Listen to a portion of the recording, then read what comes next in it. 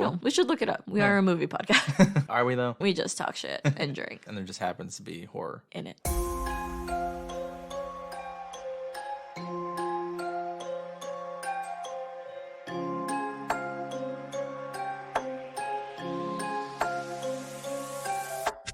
Welcome back to the Shaken Not Scared podcast. Here with you, as always, your hosts, Erick and Vivi. Today we're going to be talking about the 1984 film Gremlins, directed by Joe Dante. But before we get into that, how are you, Vivi? I'm doing better. I got my booster on Thursday. I react so bad to them. The last time I got it, it hit me around like 11 o'clock at night, too. I'm at Pfizer 2, Vivi 1, because the first dose didn't kill me, but the last two did. Yesterday was the worst day for you. Yeah, it was like a day and a night. We were supposed to record yesterday, but I was hopped up on painkillers, so... With alcohol and your painkillers, you could turn your blood into acid for your kidneys. Not a good idea. Maybe then I wouldn't react so bad to vaccines. My blood was acid. How are you? I'm doing good. Excited for this weekend. It's going to be C2E2 if you're familiar. It's the Chicago Comic and Entertainment Expo. This year we're going to go as press, which is fun. There's a lot of panels. I saw that Creep Street's going to be there, so I'm going to try to go to theirs. Ghostly Podcast is going to be there with Chicago Urban Legends. Mortal Kombat is also going to have like a behind the scenes thing. Also wanted to shout out the AJ Chat podcast. I was listening to some of their recent episodes and they cover TV, film, pop culture. I like their episodes from October that were covering underrated horror movies. So go check them out. Yeah, for sure. We'll probably link them in the show notes. I can't add commentary because I haven't checked them out yet. She has a very radio voice. It was soothing, her voice. Nice. In a non-romantic way. Sure.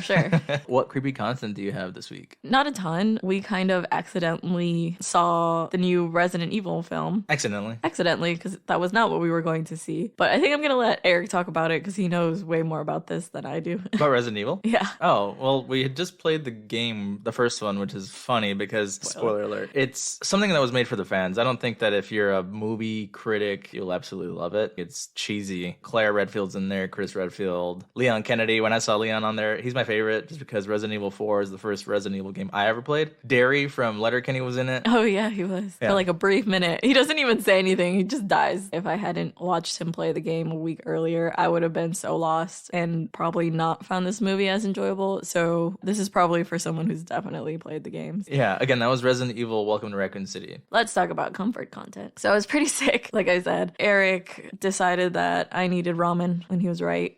So we just vegged out yesterday watching Naruto and eating ramen. Some ramen and some of those fish ice cream bars. Oh yeah, those are so good. I love them. And some Thai tea. So it was more of a like comfort in the you're sick and you want to stay home sense. I bought stacks of them, so we're going to be eating ramen for a couple days. It's kind of why we avoid buying it so much. Otherwise, we'd live off it. I'm glad I waited for it to be meaningful when you were sick. Are you ready to hear about some of this Mogwai bloods? Sure thing. Just an FYI, Eric did a lot of the heavy lifting for this episode today. He's doing the drink, the fun facts, and the speed run because, again, I was out of commission.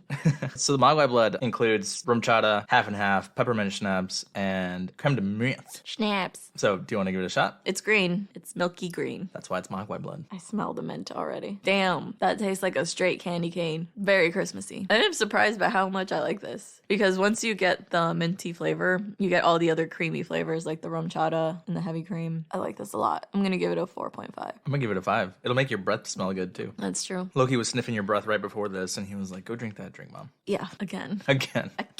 Sick. I smell like a sick person. No, you smelled like pasta and grapes. Which is, I guess, not the worst thing you could smell like when you're sick. Drink some of this Mogwai blood. Are you ready for fun facts? Yeah. Writer Chris Columbus got the idea for the Gremlins after being harassed by mice in Manhattan while in film school at NYU, saying that they weren't so bad during the day, but that it was very creepy at night in the dark. I would be really grossed out, especially if they're like overriding your apartment at night. Is this the same Chris Columbus that directed the first Harry Potter? I don't know. Yeah, it is the same one. Is it really? Yeah, he directed the first 3. Oh, that's cool. Well, I didn't know that. Phoebe Cates, who plays Kate, was almost replaced after having gone topless for Fast Times at Ridgemont High. You've seen that? I have not seen that, but I have seen that iconic scene referenced in like a lot of pop culture shows. So this is ironic given that the film isn't even necessarily kid-friendly. It's not. The film partially is responsible for creating the PG-13 rating after Steven Spielberg met with the MPAA to create a rating between PG and R after Gremlins and Indiana Jones and the Temple of Doom were criticized for not being kid-friendly. Isn't that weird? That there was only PG or R and there's no You're between? either a kid or an adult. I think the whole rating movie system is weird anyways. We keep talking about these movies and how, oh, well, it was on the edge of being rated Controversial. R. There's so many more horrible things today that are still PG-13. Maybe there's people who are growing up, going into the MPA and being like, you know what, guys, like, we're pretty prudish. I've also seen a lot of films lately that are just released unrated. What's the rule around that? I guess you don't get like a theater release. Streaming has opened it up where you can release your work without having to go through that system. How family friendly they wanted this film to be is confusing, given that they toned down the gore just a little bit by removing some scenes, including Billy's mom getting decapitated. Oh, fuck. And his dog being eaten. I am stunned into silence because that doesn't feel like the vibe of the movie. They also wanted to get rid of the scene where Kate talks about her dad's death because execs weren't sure if it was supposed to be sad or funny. I mean, I thought the timing of her talking about it was weird. But I don't get the funny part. Like, the vibe itself of that scene is not, oh, a lot of funny stuff has happened. And then suddenly Kate's like, my dad's dead. I guess it's the way that he died and how dramatically it's told, but it's still not funny. If people were confused on whether it was sad or funny, Columbus thought, well, that resonates with the vibe of the film as a whole. Yeah, I actually, growing up, knew of the Gremlins, but didn't watch it until a couple years ago. Thought it was just a funny Christmas movie. I didn't know it was considered horror until we watched it. I was gonna ask you if when you first saw this, would you have classified it as horror? No, I'd consider it like Disney Channel Halloween movies. That being said, are you ready to do a speedrun? No. 1, 2, 3, go. So it starts off with this guy who's apparently trying to get a present for his son. He's like a inventor. He goes around pitching his dumbass ideas to everybody. He goes to the store. A kid takes him downstairs. It's like an artifact shop in Chinatown, they say. And he finds this little being in a box and is really intrigued by him. And it's Gizmo, who we find out is a Mogwai. The kid gives him the box in secret, and the dad takes it, goes to his kid's house in this place, small town. Same small town from Futurama. Whatever, I'll say it later. But he goes there, he gives it to his kid. He's like, there's 3 rules. You don't wet them, don't feed them after midnight, and they hate sunlight. So he does this. The whole movie is basically them going in chaos mode because they forget all the rules. They spread out throughout the town. They cause chaos, murder or don't murder a bunch of people. At the end, they end up killing the last one, which his name is Stripe, and Gizmo is happy, gets taken by that man because he finds out that they stole him. I feel like you really cut yourself short. You had 5 seconds left. I was worried. You were I spent too much detail on things that didn't matter. Yeah, you were really detailed at the beginning. You skipped the middle and went straight for the end. Yeah, I said there was chaos and they spread them. They spread them. I mean, technically you made it. No shots for us today. Do you have a brief overview? The gadget salesman is looking for a special gift for his son and finds one at a store in Chinatown. The shopkeeper is reluctant to sell him the Mogwai, but sells it to him with a warning to never expose him to bright lights, water, or feed him after midnight. All of this happens, and the result is a gang of gremlins that decides to tear up the town on Christmas Eve. The shopkeeper does not sell him. No, his son Mogwai, sneaks him. His grandson or something. Also, that's a weird transition. All of this happens.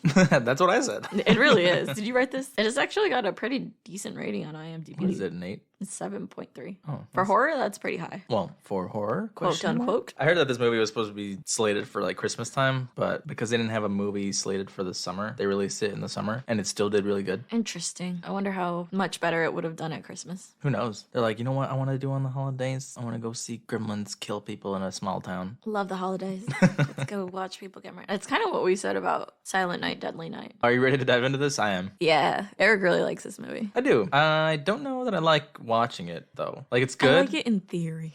Well, it's good, but it's just so long. It's an hour and 49 minutes. I don't know if this is a testament to us being millennials. People like to make fun of us because we can't stick around things for too long. But honestly, this one could get rid of a lot of scenes and still be fine. Like the dad, they spend so much time. Maybe they had to pay that actor and give him a certain amount of scenes to make it worth him being on because Jesus, just get rid of them. They're boring. His inventions aren't even good. I think it'd be more interesting if his inventions work, right? That's true. His inventions are used against the gremlins. That'd have been cool. They kind of are. I mean, but because it's something that you could have done with a regular blender. Okay, so we open on Ryan Peltzer, who is basically our narrator for this film. And right off the bat, you get a very Christmas story type narration saying that he is in Chinatown looking for a present for his son. He follows a young boy into a shop because his grandfather is the owner, and he tries to pitch his grandfather on one of his inventions. And like you said, this film spends a lot of time on this dad's inventions, and you're kind of just like, okay, we get it. right, you're a salesman. You're introduced to him and his inventions just suck right off the bat. Like this They're bathroom so buddy bulky. has a mirror, toothbrush, and the toothpaste blasts at his shirt. And he's like, don't worry about that. The one that I sell you is going to work. And it's like, that wouldn't really make me want to buy it from you, bud. But the whole time he is giving his sales pitch, we hear singing and little noises coming from the back of the shop. I love the singing so much. It's very cute. Finally intrigued enough, Randall goes to see what's causing that noise. That's where we first see the Mogwai. I wonder why this film is not called Mogwais. I think American audiences wouldn't have seen a movie titled Mogwais. No, it could have been called Goblins for all Americans care. Yeah. He sees this little Mogwai, Gizmo. He's like, I have to have him. Give him to me for $100. And the guy's like, it's not for sale. $200, take it or leave it. And he's like, I told you it's not for sale. The grandson notices that his grandpa doesn't want to sell him this. We assume because of what he tells Mr. Peltzer later, he needs the money. So he sneaks Gizmo out to the dad. Kind of sad. What I think is funny about this film is how people don't ask questions. It isn't until drunk cops later are like, what the fuck are you even talking about, Billy? They're asking real questions. So you mean to tell me that this little monster that you've never even heard of and isn't like an animal that we know about, if you wet it, it multiplies. If you feed it after midnight, it turns into a monster. If it gets into the sunlight, it burns. Like, what the fuck are you talking about, dude? It sounds insane. Kind of. Billy does take the Mogwais to get tested by the professor. Not until after he gets multiplied. No one's asking Not questions until it's here. clear that they're like mythical creatures. Well, the internet was the thing at this point too. He could have looked up what's a Mogwai. 84? No.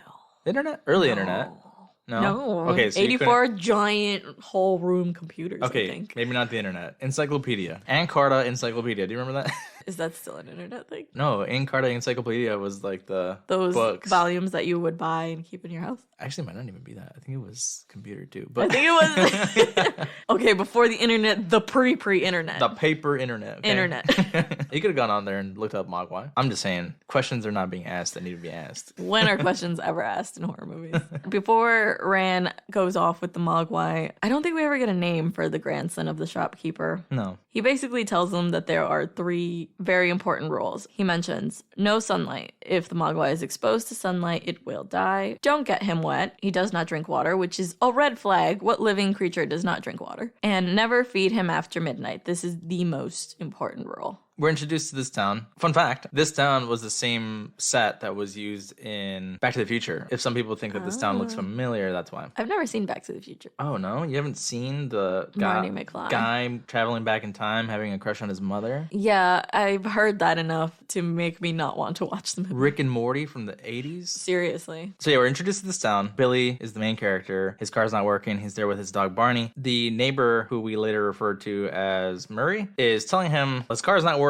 because it's foreign. He's like, nothing's built like American muscle, and he shows him his tractor. And this man drives a tractor around. It's not. It doesn't even look like farm area. So I don't know what he's driving. I think his he's tractor. plowing snow. Oh, is he? Okay, that's a little too much, sir. A bit much. We also find out that Billy works at the bank. He brings his dog with him. I thought this was funny. It's like he was the first ever emotional support dog. Yeah, is it implied that the rest of them didn't know that he had him, even though he literally just puts him under his desk? I think they know. They just mind their business like good coworkers. We're also introduced to his coworker, Kate. Love interest. Miss Deagle is coming in from across the street carrying a snowman head. Walks in, is the biggest bitch ever. She's like the Mr. Scrooge of this movie. Everyone's like, Merry Christmas, and she's like, fuck you. Very Wicked Witch of the West vibes. Like, I'll get you, my pretty, and your little dog, too. There's a lady actually in the beginning. This lady didn't even play a role. She walks up to Miss Deagle with her 2 kids and is like, hey, can you tell your husband to like delay the rent a couple weeks because I just lost my job? This town seems to be going Struggling. to crap. Deagle's like, now you know what to ask Santa Claus on Christmas. I was like, damn, bitch, like, chill. Yeah, no. This is what I mean. Okay. For the first hour of this movie, you get very similar vibes to a classic Christmas story. And in the last 46 minutes is when it flips and it's a creature feature, I would say. This whole entire hour we spent like meeting everyone in the town, how the town functions. And she very much plays that classic role of the rich, like you said, Mr. Scrooge character in the town. Just straight up ruthless to freaking kids. Yeah, she goes in there and starts to fantasize about how she's gonna murder Billy's dog. She says the reason she's carrying the snowman's head is that the dog broke her snowman. She's telling him, I'm gonna take him to the pound. They're gonna give him a long, slow death. And this guy who's standing next to him, I asked you, like, who is this guy? Was she in there with him? You were like, no, he's just a guy that was at the teller with Billy. And the guy's like, yeah, that would do it. Can you not be the hype man for the murder of my dog that's here? Seriously.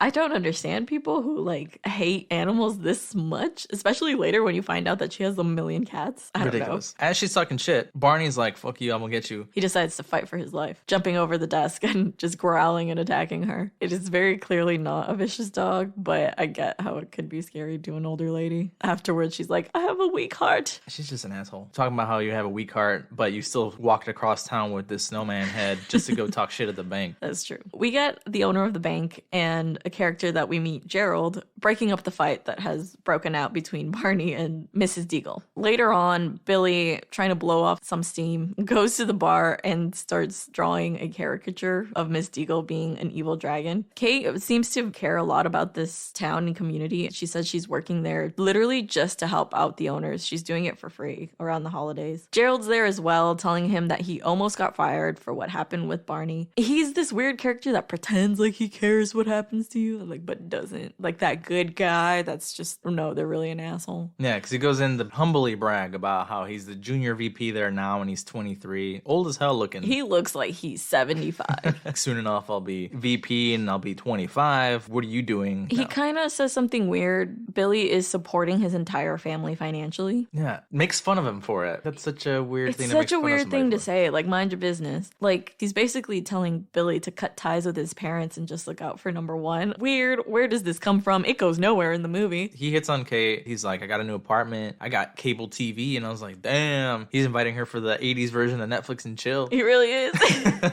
Gerald's never a character that we see ever again. Billy heads home and we see his mom for the first time in a kitchen full of the gadgets that Billy's dad has created. Some of the gadgets that this dad had, like this bathroom buddy, cool. Yeah, it has a mirror. It's got a bunch of stuff that could be useful. It's like a multi-tool. But this like crack your egg machine, why do I need a machine that cracks my egg when I can grab the egg, turn to a table, already invented corner of the table, hit the egg on it, and then make what I'm trying to make? He had this machine that just would smash them. It's a gag throughout the rest of the movie of his little inventions that work once but then don't work again. However, he did have like the first prototype of like a Keurig. Sludge Keurig. A sludgy Keurig. Randall arrives home. They have this funny bit where one of their display swords falls off the wall every time someone opens the door. Because, you know, nothing says fancy like sword decor. It comes in handy later, though. And it really does. Yeah. It's a bit for a reason. This is where we get the scene where Randall gives Billy a gift. It's completely wrapped and making a little bit of noise. I thought this was weird that it was completely wrapped. Like, the Mogwai doesn't need to breathe. Maybe he poked holes in it. The dad does say, you probably should open it today. Can't wait till Christmas. The whole family goes to the living room. They open it. And little Gizmo with his big ol' eyes and big ol' ears peeks out. The dad's like, yeah, I don't know. I think his name is Gizmo. And it's funny that Gizmo kind of talks. He knows English to some extent. Yes, he like says Mogwai. He says certain words. He can sing. The mom tries to go take a picture of the new family pet, and as she does, Gizmo completely freaks out. And this is when the dad decides it's an important time to reiterate the rules. The next scene we get is Billy and Gizmo getting to know each other. They are upstairs in Billy's room, playing the piano, and the Mogwai sings. I think my favorite thing is that he watches TV.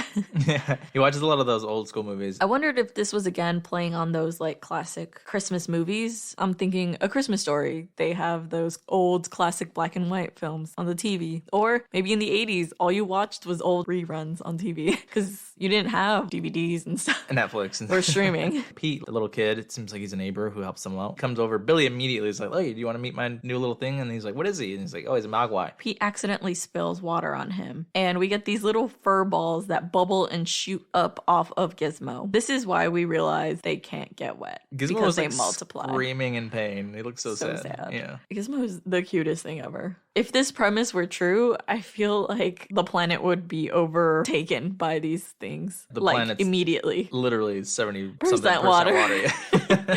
When Pete drops the water on him, they're like, what was in that? And he's like, oh, it's just water. But Billy, knowing water shouldn't be dropped on them, isn't reacting the way he should. He's kind of like, what? It's just water. It's like, but do you know water is bad? So why are you so It's one of the rules, Billy. These hairballs land. And they're kind of gross. They're a little more spicy. They're doing their own thing. One of them specifically has a stripe on his head. Fun fact, the whole idea of Stripe was originally supposed to be geared towards Gizmo, where Gizmo was going to be Stripe. Villain. But because audiences would appreciate more screen time for just regular Gizmo, they turned them into two separate characters. That makes sense. I don't think it would have gone over as well if Gizmo ended up being the bad guy. But in turn, he becomes sort of the victim of the Gremlins for the rest of the movie. Yeah. Gizmo and Barney. Barney is totally over it one of the next scenes we get is Barney being tied up outside with Christmas lights. And they weren't even Gremlins yet. No, they were still cute and fluffy, but they're, like I said, a little more spicy. Yeah, they spit on Gizmo and Barney. Shouldn't part of Gizmo and his personality be in the offspring? You're thinking it took Gizmo's like more troublesome side. Yeah. Stripes seems specifically at least to have something against Gizmo. He's like Gizmo Gaga. Just hates Gizmo so much. Is there still a relation between the two once they multiply? Gizmo seems just so pure and nice. And sweet. Yeah. And we'll see a very specific example of that in the feeding after midnight scene. Because he's like a self-disciplined Mogwai. He's like, oh no, I Too don't late. eat after 8 p.m. I'm on a diet. I'm on a diet. After they multiply, he goes to tell his dad, like, hey, they multiply when you wet them. And the dad says that they could be a new pet and replace the dog in every American home. I think Billy's dad's a straight up narcissist because he does not care. Like, his son comes in to talk to him and he's just telling him how he fixed his bathroom buddy. Then he tells him what's going on, and all he's thinking about is how can I sell this and make a profit from it. And he's just not involved in this kid's life. I don't know, fuck the dad. He just said that Gizmo's gonna replace the dogs. Why can't they live together? If anything, this whole film is get a dog instead. Right. Even though you said Billy doesn't ask questions, I think he does, because at this point he decides to take one of the Mogwai over to one of the teachers in the town, Mr. Hansen. Then he demonstrates how these little creatures multiply, asking him to figure out what they are, why they do this. This is a lot to ask from an elementary school teacher. I mean, if he's like the only educational presence in the town. Again, you're not sure if he's like a college professor, but like... He's a science teacher specifically. Maybe he knows something. He says he's going to run tests. I don't know if he would actually run any significant tests in this small town, but he tries. Who knows? Billy decides to leave the Mogwai there for studies and ends up going to meet Kate at the bar. We find out that Kate is hanging out with a neighbor, Murray. He's drunk. He gets in his truck. He's like, there could be gremlins in here. And they're like, what are you talking about? Back in World War II, the big WWII, they would put them in our planes. They would put them in our cars. They would put them in our gadgets. They were meant to destroy our technology. They say they're still shipping them over. I don't know. Maybe they might be in our stuff still. They tell Mr. Murray, like, yo, you're drunk. Go home. And don't drive. You should walk. Yeah, I thought they were going to let him drive. I was like, whoa. Billy and Kate walk home. They just talk about Christmas, and she explains that she's never celebrated it for a reason that she doesn't explain at this point. At this moment. He's She gets asking- very dark with it. She's like, I don't understand why if you don't celebrate Christmas, people automatically assume that you're depressed. Absolutely fair point. But then also, she does have a tragic backstory for it. She can't be like, oh, say you hate Christmas and everyone thinks something negative, and then she's like, it's something negative. But she does say this line that I thought was like, whoa, tone it down a little bit, Kate. This is a casual conversation. She's like, while some people are opening presents, others are opening up their wrist. And she says it Oh, so she does. like blase, like, ma'am, we're just walking home. And then he asks, can we go on a date? The perfect transition. I was gonna say this scene is kind of cute because I don't think people ask each other on dates like this anymore. No. It's not a thing anymore. I mean, you do it through DMs. Yeah, and it's not even do you want to go on a date? It's like you're trying to hang out. It's you get back from college, walk in on your boyfriend passing a phone over to a girl, and And then the internet goes wild. then you have to make more TikToks explaining how What they're happened? wrong. Yeah. Yeah, dating's very different now. So we kind of get this next scene undercut with scenes of Mr. Hansen doing studies on the Mogwai and Billy hanging out in his room. He draws blood from the Mogwai. He And does not like it. No, because he's got him in a little cage. Unlike Gizmo, who's being treated like a pet, this one's being treated like an experiment. In the scenes where Gizmo is being treated as a pet, you can tell that Billy clearly favors Gizmo over the other ones because Gizmo gets to hang out in his bed, look at comics, and the rest are in a box on the floor.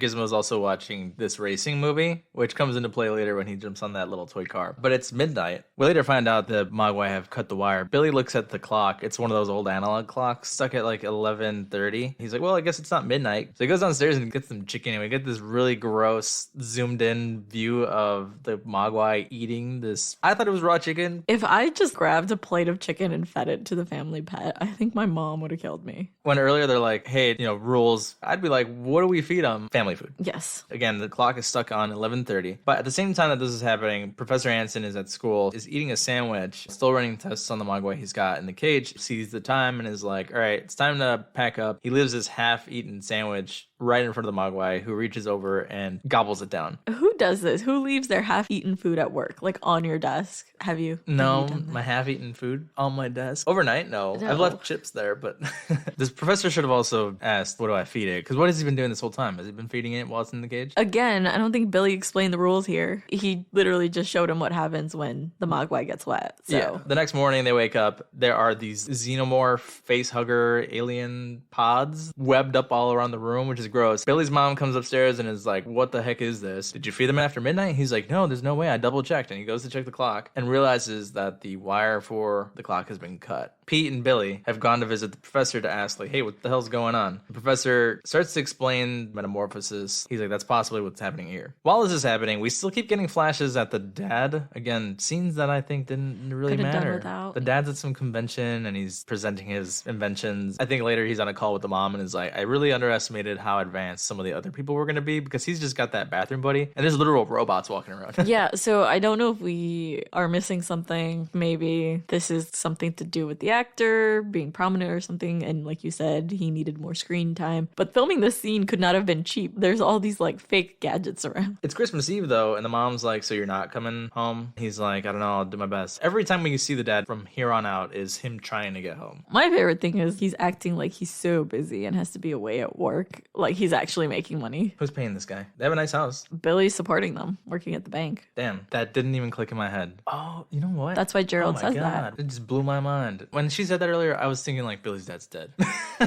He's dead. He's freaking dead. Yeah. Oh my god. What the hell is wrong with me? Billy's struggling out here. His dad's dead. But his dad Might as also- well be because he's just never there. Literally just shows up at the end of this movie and that's it. I mean, it's sweet in a way, but that puts a lot of family pressure on Billy. As Deagle shows back up at the bank and he's asking about where Barney is. Meanwhile, in the background, the eggs are hatching. Dun, dun, dun. Really cool effect. The eggs just open up. Even when the Mogwai are gone, there's still that like green glowing light in the eggs. It's kind of cool. Very nasty. I want my own. Along with Billy's Mogwai hatching, he gets a call from Hansen that the Mogwai that has been kept in the school lab has also hatched. It has started to run around the classroom and Hansen is trying to coax it out from under a desk. Opens up a Snickers bar and is like, hey, you ain't yourself when you're hungry. Really? He's the first one to die. His arm is taken. Not taken visibly, but he's in pain. And that's the last we see of Hansen alive. When Billy finally arrives, he sees the body of Mr. Hansen appears to be under the desk. This is where the tone of the movie completely shifts from a potentially Christmas movie to creature feature. Billy, seeing that Hansen is dead, reaches for the phone, and that's when the gremlin reaches over and slashes him. The gremlin eats through a vent and leaves. Billy quickly goes to the nurse's office, opens a cabinet, and the gremlin is there. This is the first time we've seen the full form of a gremlin. Starts throwing shit at Billy. The gremlin continues to eat through vents. Billy patches himself up. While this is happening, Gizmo is at home with the gremlins who have now hatched. They are terrorizing him. He's so afraid. It feels so bad for him, but they're throwing darts at him. They keep saying, Gaga Gizmo. They throw him down a laundry chute. The mom, having heard the noise upstairs, sees that there's smoke coming down from the second floor and sees that all the eggs are hatched. While Billy's mom's getting freaked out and hearing weird noises, she's making the weirdest gingerbread men I've ever seen. With hair and shit. Like yellow gingerbread men. Well, I think that was hair, wasn't it? Maybe she's making mom, dad, and son. Or None of them are blonde. Billy calls, trying to warn her, but gremlins outside cut the cord. These gremlins know a lot about technology. The gremlins put a record on the record player and you hear Christmas music playing. So the mom is like suspicious. She picks up a knife from the kitchen. Something's thrown at her. Goes into the kitchen and sees that a gremlin is eating the cookies. Turns around and also sees that one of them is like sticking their face in a food processor. I think it's one of the father's inventions, but it's meant to be a blender. She just switches it on and it looks like the thing gets sucked up in there and chopped up. While one of them is throwing plates at her. She's pretty savage. She jumps at him with the knife. And then she Pam sprays another one and throws it in the microwave. She legit cooks him. Fun fact about these gremlins. They spent a lot of the budget on the puppets and the animatronics. It was so expensive that every night of filming, security would go to their cars and check that they didn't take anything. Makes sense. She hears more noise in the living room. It looks like one of the gremlins had turned on like some toy robot. Behind her, the tree is moving and one of the gremlins is in there. Basically attacks her with the entire tree and jumps on top of her. Billy shows up right at that moment, grabs that sword that was on the wall from earlier, and just punts the gremlin's head into the fire, which burns and oozes in the fireplace. Meanwhile, Stripe is in the window and it seems like he cries because he blows his nose. I didn't catch that. They keep getting away because Stripe keeps escaping in the nick of time and trying to multiply himself. Otherwise, they would have pretty much contained what's going on here. Maybe this was their compromise for beheading the mom, because he does behead this gremlin. Is it less gruesome that a gremlin gets beheaded versus the mom? Yes, but it's also pretty funny. Kid friendly? No, I guess not. Billy decides to leave his mom at the neighbors. I thought it was funny that these neighbors were putting up their Christmas tree on Christmas Eve. Billy goes back to the house and he finds Gizmo in the pile of clothes. They go to this local YMCA. Stripe's not an idiot. He jumps directly into the pool. The entire place starts to glow green and bubble up. So Billy and Gizmo run out. It's a pretty cool looking effect. I like this, yeah. Billy goes to tell the cops. I just like how they're blatantly pouring bottles of alcohol into their cup and talking to a civilian who needs their assistance. From the darkness and the distance of the town, the Gremlins all... Is this claymation? I was wondering that. It does look like a million puppets. It had to be, right? How would they achieve this otherwise? They're in the moving 80s? very, like... Yeah. You know, like the stop motion stuff. Yeah, all the Gremlins come out from the dark. They start to wreak havoc on the town. You see that Murray, the neighbor, is like, I'm going to go check the antenna. How annoying were antennas? Oh my God, I know. You're just trying to relax, unwind, and your freaking TV isn't working. That's why you have kids. You send them outside to go fix the antenna. Go on the roof. Yeah. The Gremlins drive his tractor into the house, and it's implied that the couple is killed. They run them over with the tractor. Yeah, it definitely looks like they get bulldozed over, but apparently not. There's another man who goes to put mail in the box at midnight, 1 a.m. On Christmas Eve. Yeah. The mailbox is like spitting the mail out. Another man comes up and is like, no, it can't be. And he goes to try to put it back in, and his arm gets pulled. Billy brings Gizmo to the cops, and they're like, oh, Gizmo's so cute. So cute. I'm so drunk. But they still don't believe him. You're literally looking at the little creature, dude. The cops get a call. Billy warns them. Stripe goes to the Deagle house. She hears carolers outside and is like, oh man, the carolers, I hate it so much. She goes out there with a thing of water. Was she going to throw water at them? Yep. Oh, what an asshole. Which only would have been worse for her.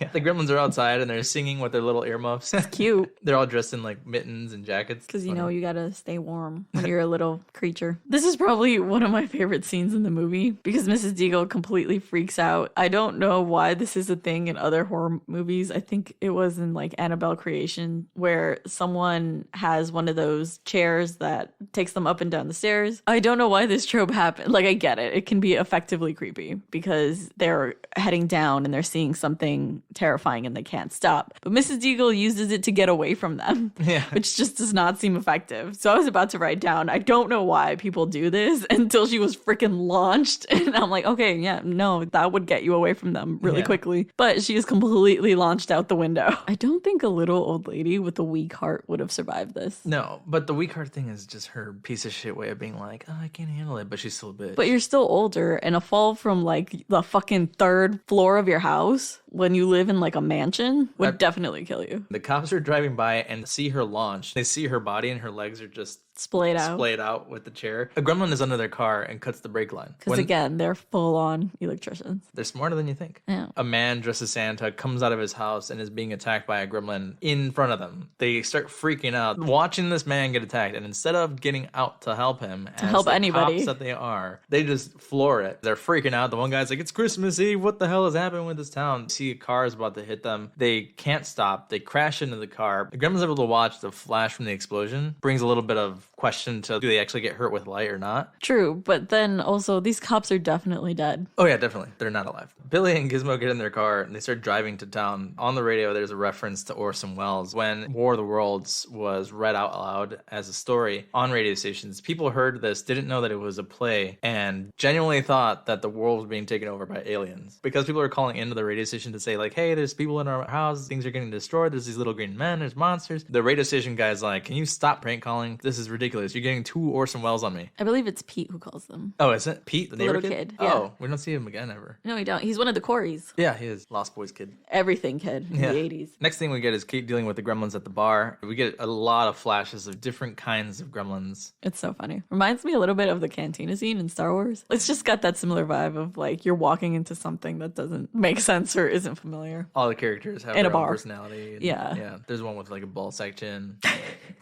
There's so much going on. Kate is slinging beer. Like she is throwing it and pouring it like crazy. She's kind of stuck there serving these creatures. They're threatening her, right? Right. She's probably doesn't know what these are and is just trying to stay alive. But then you mentioned something about beer. Yeah, they're all drinking steins full of beer. And I'm like, isn't water the biggest piece of beer? And it is. I looked it up. Not that they can't drink it, but they continue to multiply endlessly. This goes back to your theory that if this really happened, we'd be fucked. Does this just mean they can't have any form of liquid? Is milk water based? Oh, Is milk. Juice juice water-based? Juice, all juice has water in it, right? I don't fucking know. Science.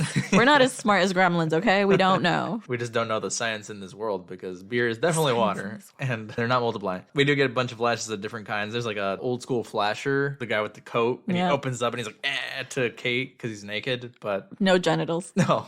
So they're all naked.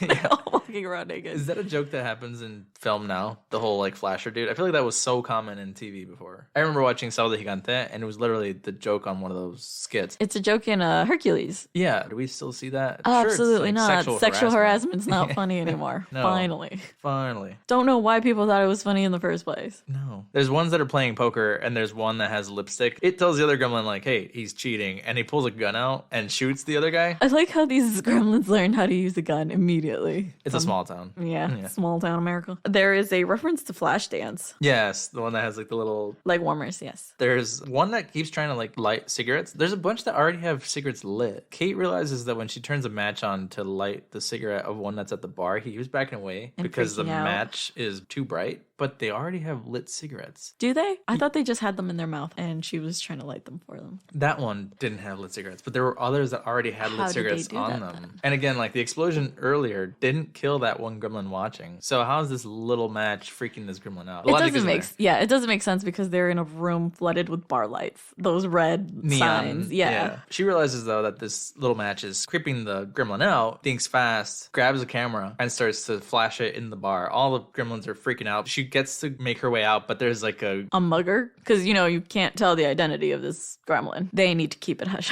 Yeah. This is when Billy crashes into the bar to save Kate. It's funny that this is when Billy's car decides no more. He also has the tiniest little bug I've ever seen. I think this is the first time that Billy calls them gremlins after having heard Murray call them that in the beginning. They decide to make a run for it and run into the bank, which is the nearest building there. And this is when Kate chooses to unveil her trauma at like the most inconvenient time. She does say this is just one more reason to hate Christmas. And he's like, what do you mean? And this is when she reveals that her father died on Christmas Eve because he was trying to surprise her dressed as Santa coming down the chimney. It is really fucked up. They could have honestly left it at he fell off the roof and died, broke his neck. They went hard on this story. She is so traumatized. At first, they kind of think that the father has run away. He's just been missing for quite a few days, and they lived through a very stressful time period until one day Kate decides to light a fire in their chimney because the house is getting cold, and she discovers that there is a horrifying smell coming from the chimney. They call the fire department thinking that they're going to pull out a dead raccoon, a dead cat maybe, but no, they discover the body of her father trapped in the chimney. And who thought this story was funny? Oh my god, I know. A little girl literally smelled her cooking dad. That's not funny. But they're like, he broke his neck on the way down and died instantly. How did they barely find out he was dead? Because we talked about this. It's like the smell is definitely horrid. I mean, she makes it sound like it was a couple days after, but the cold of the house probably could have preserved his body. That's true. And that's where we're going to end the episode on that super dark note. Barney is with Randall, and they are trying to make their way back into town after no one has picked up the phone at home. Billy and Kate leave the bank and see just how much chaos the Gremlins have caused in town. It's actually eerily quiet because the sun is about to rise. So they've figured that they're probably somewhere all together hiding. And they think, oh, what place would be dark enough for all of them to hide? And they look over at the movie theater that is playing Snow White and the Seven Dwarfs. Good idea. How did this movie get the right to that? Because that can't be cheap. I don't know. Maybe it's like when you do reviews and you can play clips as long as you're talking over it. I am sure Disney would have sued their asses because they use a song as well. I don't know. The Gremlins are singing along with it. I don't know what the copyright rules were. PG-13 didn't even exist yet, so. That's true. Maybe the rules were barely getting defined. They check the theater. Is it Stripe that's eating the popcorn? He's the only one that's alone outside. The inside of this theater looks like a midnight screening, the Rocky Horror Picture Show, because they're just throwing food everywhere and going crazy. Billy and Kate have decided that they are going to blow up the theater, not knowing that Stripe has left in search of more snacks because he noticed that the department store across the street had candy in the window. Yeah. They open the gas in the boiler room, light a flame, and they run. When they're running, the film kind of hicks up and they see their shadow behind the screen. The gremlins run. And I think this effect is pretty cool because you could see on the opposite end the shadows of the gremlins approaching the screen as they rip through it. They run out the back door. Kate holds the door as Billy puts a wood plank bike up and locks them in. The explosion happens almost immediately as they run away in old school action movie fashion. Hiding behind a car. Kate notices that Stripe across the street was staring at the explosion, holding a pile of candy in his hand. They run into the department store. And this is pretty much the final showdown between Stripe, Gizmo, and Billy. Stripe starts to play tricks on Billy, uses a broadcasting system to put his face on all the TVs as Billy walks around with a bat. Kate is in charge of Gizmo and also looks for a way to turn on the lights because the store is dark. Gizmo starts to walk around the store and finds a toy car. He puts himself in the same situation as like the movie, puts a little helmet on and starts to drive this car all around the store. He found a Barbie car. Yeah. So cute.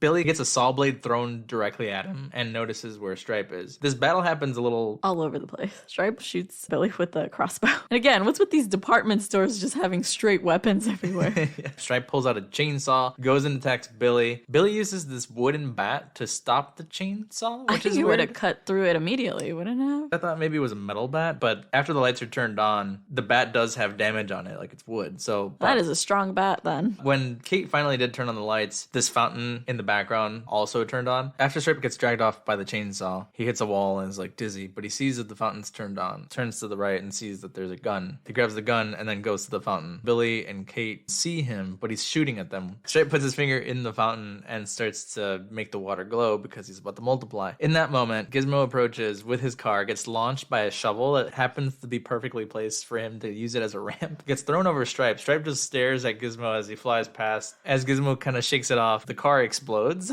like it's made of gas. Obviously, it has gas in it. Gizmo notices that there's light peeking through the blinds. He decides to jump up and pull them down. He gets launched. He does. He hits the ceiling. I feel so bad for He's him. so Gizmo tiny. is so cute. I love this. He's just like bumbling around and ends up saving the day. Originally, the plan was for Billy to save the day, but because they thought it'd be more meaningful to the audience to see Gizmo save the day, they edited it so that Billy wasn't even involved. I don't feel like it would have taken away from Gizmo's character. Like it would have made sense. They're buddies and they're both fighting this. I don't know. I mean, it's cuter for Gizmo to save the It day. is cuter. That's all it is. It's just cuter and he knew it. As the blinds fly open and light pours in, Stripe turns into the nastiest goo you've ever seen. I love this effect so much. He is slowly deteriorating and melting like the Wicked Witch of the West. He really is. As everyone is kind of relieved and getting ready to just make sure that he's gone, we get one final jump scare of what you think is Stripe having survived, but no, it's his skeleton popping out of the goo. This practical effect is really cool. It makes me wonder like how layered this animatronic had to have been to have had like the skin melt off and then have like an underlying skeleton that also melts and then it sort of looks like it deflates when it's on the ground. It's really cool. Yeah, it's a pretty great effect. As everyone leaves the department store, we kind of get this news narration going on at the same time, saying that everyone is home and safe and that they blame the events on mass hysteria. The Christmas Eve riots in this town. Everyone in town just suddenly decided rioted. to go crazy. Yeah. I was originally going to say that maybe it's because they're like, there's no proof that the Gremlins ever actually existed, but there is. There's literally an exploded theater with corpses everywhere. This fountain in this department store has a melted gremlin on the ground. There's proof. There is, because then the news say that there's little green men. But the news anchor himself Says is like, it jokingly. "What?" Yeah. As they're watching this, the man from the store in the beginning knocks on the door. He gets let in and notices that Gizmo's watching TV, and he's like, "Ugh, you taught him how to watch TV?" Also, this is a very racist portrayal of a character, because this character only speaks in like proverbs and advice. They didn't portray the kid as like this. No. I don't know if it's intentional or it's just this is how white people see Asians. I mean, You know? that's the problem. Yeah. But the shop owner has arrived and is lecturing this family on this father stealing the Mogwai, basically. He's like, it's the shop owner who I bought the Mogwai from. And he's like, bought, interesting word. Yeah. He wants to take Gizmo because he's like, just like everything else that you guys do, you don't understand nature. You aren't ready. And it's this Weird whole lesson to throw in there at the end. Yeah. Kind of not fitting for the vibe of the rest of the film. No, I don't know. It's weird because he says that to the family, but then later on he says to Billy, maybe one day you, Billy, will be ready and responsible for a Mogwai. Nature's gift. Yes. As he's about to leave with Gizmo, Gizmo stops him and says he wants to say something to Billy. You pointed out this scene being funny because Billy's like, the Mogwai talks. And you're like, he's been speaking English the entire movie. The Gremlins literally were talking shit the entire time. Yeah. The shop owner says, they always talk. You just have to be willing to listen. And you're like, no shit. Gizmo says bye to Billy. That's what he wants to say to him. Right before the shop owner leaves, the dad does another one of his useless piece of shit Sale pitches. pitches. And the guy's like, no, don't worry about it. I don't need it, bro. I don't need the pitch. The guy at the gas station that you tried to sell it to already. I don't want to hear it. Just give it to me. Just shut up. But then he calls it like the next big thing in technology. So I don't know if he's messing with him or not. Yeah. As they leave, the man is walking out into a very moonlit night. The dad continues to narrate and say, if you ever find that your house is making noises at night, things aren't working, things just aren't making sense, turn on the lights. You might just have a gremlin in your house. Or a duende. Or a duende. Because that's what this sounds like a little bit. It does. I think that's what gremlins are, aren't they? I mean... Oh, no, duendes are... Little Duendes are goblins, yes. Yeah. But what's the difference? These are low creatures. Oh, that's a whole nother episode. We should do a mini-sode on gremlins versus goblins. And duendes. Elf on the Shelf. I hate Elf on the Shelf so much. Yeah. They're so creepy to me. I'm sorry, future kids. We're not doing that shit. I've never had one. I've only seen them become popular now that social media exists and people post the clever things that they come up with. I didn't know that they were like a creepy thing either until you showed You me. have to move them every day and make the kids think that the elf's keeping an eye on them. No, I'm not going to teach my kid that it's okay that someone stalk them. Just like the Jesse and Woody that I have over here, that every once in a while I take a look and they are in different positions. We'll blame it on Elvira. I mean, I do think she climbs up there. But even though Randall is a character that I don't see much value in him being in this movie, he does have a really good Christmas narration voice. Someone out there probably likes these scenes. I don't know. Because the actor is well known. The storyline could have worked if Billy's dad was dead and he was supporting the family and his mom was the one that got him a gift. Literally, his main contributing factor to this movie is that he's the one that gets Billy the Mogwai. And then he's just an absentee dad for the rest of the film. If the problem was like, well, how do we get the Mogwai to Billy? You could have made the mom the inventor. Who knows? That's not the point of this. What did you think of it? I like it. It is not my favorite horror movie. I would call this a creature feature, not a horror movie exactly. I don't know. It's creature feature, not horror. We're splitting hairs here, I guess. I guess it's a subgenre of horror. It's not scary. It's campy for sure. I would give it a 7, and that's kind of high. I don't want to give it such a low score because I get it. I get why this movie's beloved. It's nostalgic and it is fun, but I just think that there is a lot going on here that could have been taken out. So I'm going to give it a 6.75. I really like this movie as a Christmas movie. The Gremlins are fun. Gizmo's so cute. I wish I could have an actual Gizmo, and I think I would make more, but I would contain it. From a horror perspective, though, I do think that gorier, darker version would have been more fun. I will give it a 6 as a horror. As a horror, but as just a Christmas movie, I'd give it a 7.5. Yeah. I think that's the thing, because we're trying to view it from a horror perspective, and it's not that scary or gruesome. It's kind of strangely still feel good after all the dead gremlins. So what scared Loki about this film? I don't know. Nothing, because he is also a gremlin, and he knew what to expect. Yeah, he was like, that's exactly how I would be if I could talk. I would say, Gaga Erick, Gaga Vivi. Yeah, probably. Gaga Elvira. I think he actually likes Elvira. She just doesn't play with him. I really don't know their relationship. We're still figuring it out here. Yeah, she walked into his crate the other day and just hung out. They like hate each other but love each other. I don't know. They kind of do, because they search for each other when they don't see the other one, but then run away. Yeah. But then I think they're playing. I don't know. Do you want to tell us about it, Loki? Sounds good. We'll post a picture of just how much you used to look like a gremlin. Have we ever fed him after midnight? No, maybe we should wet him and see if he multiplies. I don't need more Lokis. We do refer to him as a gremlin all We the time. do. So. When we got him, there's quite a few pictures of when he was like still a puppy that he straight up looks like a gremlin. He looks like Stripe. We need more gremlins. Listen, we have found out that people in our condo definitely have more than one dog, even though we're told we can't. So I told Eric, we're just going to do it. We're just going to sneak another dog in here. Let's do it. Fuck it. I told you that if we can get to 3,000 downloads by the end of the year, I'll do it. You hear that, listener? If we can get to 3,000 downloads by the end of the year, dog. we will have another dog. Yeah, I want that to happen, but I just don't know if it will. Make this our Christmas gift, yeah.